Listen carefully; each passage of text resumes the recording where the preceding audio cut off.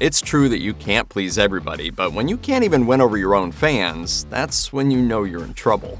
Please refrain from throwing things during this video. These poor musicians have already been through enough.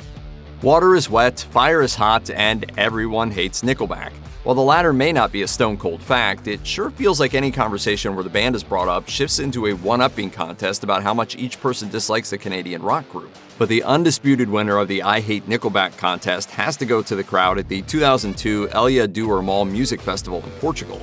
Nickelback was barely into their second song when the crowd began chucking bottles and rocks at the band. Frontman Chad Kroeger attempted to connect with the crowd by asking if there were any Nickelback fans in Portugal, which seems like an odd question to ask someone who just threw a rock at you. The talks switched to negotiation, with Kroeger asking, "Up to you, do you want to see some rock and roll or do you want to go home?" Apparently, going home sounded pretty good to the fans, who continued to boo and chuck items on stage. The members of Nickelback got the hint this time and walked off, leaving behind a few one-finger salutes for good measure. Members Ryan Peake and Mike Kruger recounted the incident years later on the Big Riz podcast and mentioned they may have been at a disadvantage since the festival was geared toward more of a heavy metal audience. Not exactly how one would describe Nickelback's music. They then got into more conspiratorial theories, claiming that it was one section of the crowd in particular that was doing the booing and throwing, and it may have even been an inside job. Almost like there was a small group of people that entered the audience, maybe from the backstage area, and started to throw things at the stage. I'm not going to go any further than that. Fans loved Justin Timberlake as a member of NSYNC. They love him as a solo artist as well. What fans apparently don't like him as is a temporary member of the Rolling Stones. At the 2003 Molson Canadian Rocks for Toronto Charity Festival, fans of the legendary British rock band seemed to take offense to the American invasion of Timberlake performing alongside the group. Even after cracking a joke about how he wouldn't take up too much of their time on stage, Timberlake spent his first song dodging water bottles as he sang. To add insult to almost injury, he realized that frustrated concertgoers had found a way to let their feelings be known and avoid the long bathroom lines by filling those bottles with their own urine. As he recalled on the Graham Norton show, Timberlake refused to leave the stage and was not only able to dodge the crowd's urine, but he was able to outlast their fury as well. And then after that song, either one of two things happened. Either they ran out of nerve because they knew that I was going to stay there, or they ran out of urine. It seems that when Rolling Stones fans go to a show, they don't want to see anyone besides Mick Jagger and company. Before Justin Timberlake was forced to dodge bodily fluids, Prince had his turn acting as target practice for angry fans. As the opening act of the first night of the Stones' 1981 US tour, Prince stepped out in front of over 90,000 people at the Los Angeles Memorial Coliseum. Unfortunately, the concert turned into one of the biggest food fights the world had ever seen. As Prince's bassist Brown Mark recalled in 2009, "Imagine 94,000 people throwing food at each other. It was the craziest thing I'd ever seen in my life. I got hit in the shoulder with a bag of fried chicken. Then my guitar got knocked out of tune by a large grapefruit that hit the tuning keys." Prince and company only made it through 4 songs before hightailing it off stage, and according to various recollections, the incident drove Prince to tears and sent him flying home to Minnesota. To his credit, he was right back for the next date on the tour, but when he was met with a similar response from the crowd, he dropped off the bill.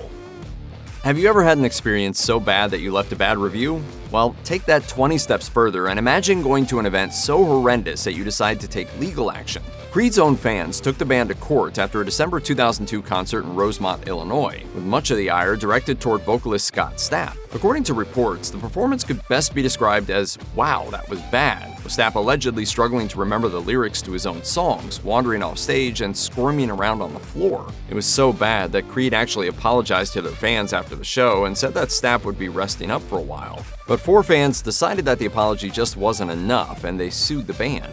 The concertgoers claimed in their lawsuit that Stapp was clearly under the influence and in no state to perform, while also blaming everyone involved for allowing the show to go on.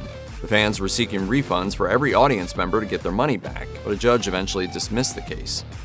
What was supposed to be a triumphant last hurrah for Mötley Crüe turned into a cringe-worthy performance that had fans feeling everything from rage to pity. In 2014, the band kicked off what was at the time supposed to be their final tour as a group, with a performance that was unforgettable for all the wrong reasons. The band had to stop 3 different times during their set at the Van Andel Arena.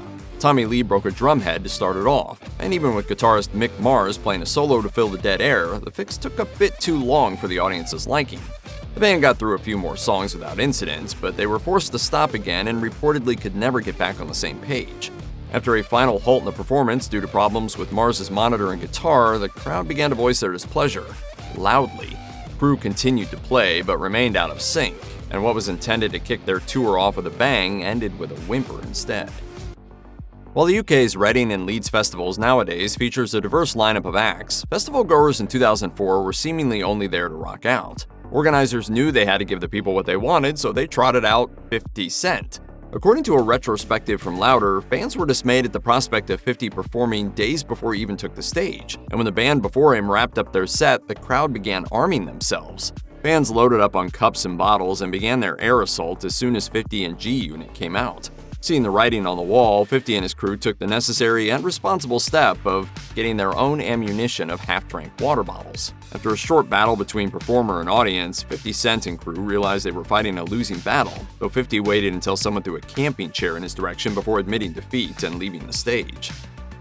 Limp Bizkit's team up with Metallica and Linkin Park for 2003's Summer Sanitarium stop in Chicago was another example of a show being doomed before it even began. According to reports, fans booed at the mere mention of Fred Durst and the boys before they even hit the stage. When Limp Bizkit trotted their way out to perform, they found that the crowd hadn't exactly changed their tune. The band was hit with a combo of boos and pelting of objects, but all was not lost. Sensing a hero was needed, Durst busted out his famous diplomatic chops, telling the crowd, "This is why your baseball teams suck. None of you are good pitchers. You can't hit me with your garbage." Bizkit limped off stage after 6 songs, and the truncated show resulted in yet another lawsuit to fans trying to get their money back. Long before turning off fans with his politics and views on slavery, Kanye West was angering fans the old-fashioned way, by showing up late to his own performance. Kanye took the stage at the 2008 Bonnaroo Festival at 4:30 a.m., an hour and a half later than he was scheduled. Possibly feeling the effects of being up past their bedtime, fans immediately began booing and tossing glow sticks at the rapper. While Kanye drew the audience's ire and rave equipment, the event organizer's spokesperson claimed the delay was actually Pearl Jam's fault. Apparently, the band playing before Kanye had a set that took much longer to disassemble than anyone could have predicted. Kanye deserves criticism for many things, but in this case, address your strongly worded letters of anger towards Eddie Vedder and company.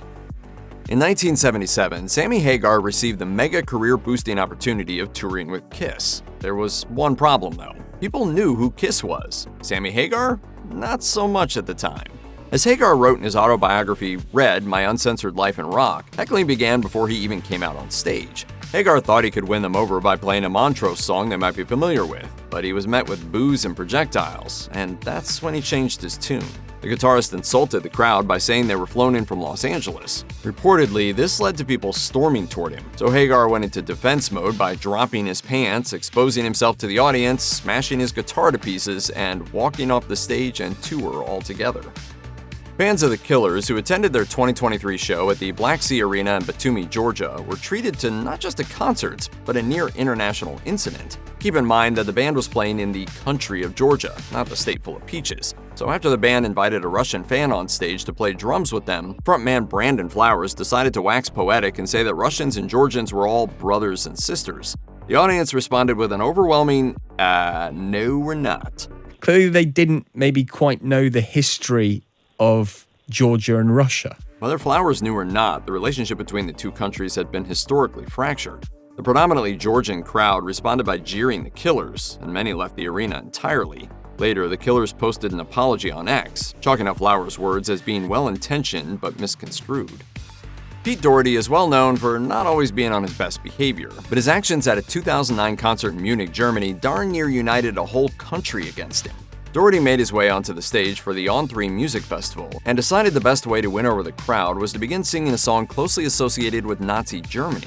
He maintains that he just got mixed up, but the concert was cancelled. He was told to leave the stage. Germans were not amused at all by this blunder. The crowd erupted into boos and rage. A radio broadcaster that streamed the concert immediately cut the coverage, and organizers pulled Doherty off the stage after 5 songs. No formal charges were brought against Doherty, but unless his goal was to be hated by all of Germany, his performance was a complete failure.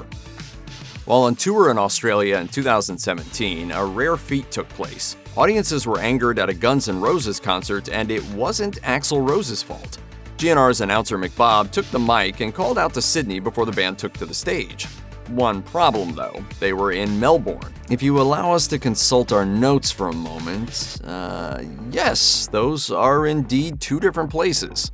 The audience didn't let McBob's mistake slide as they booed loudly. The band played the show, but they apologized for the error afterwards and said it's the first time that McBob had made that mistake in 30 years.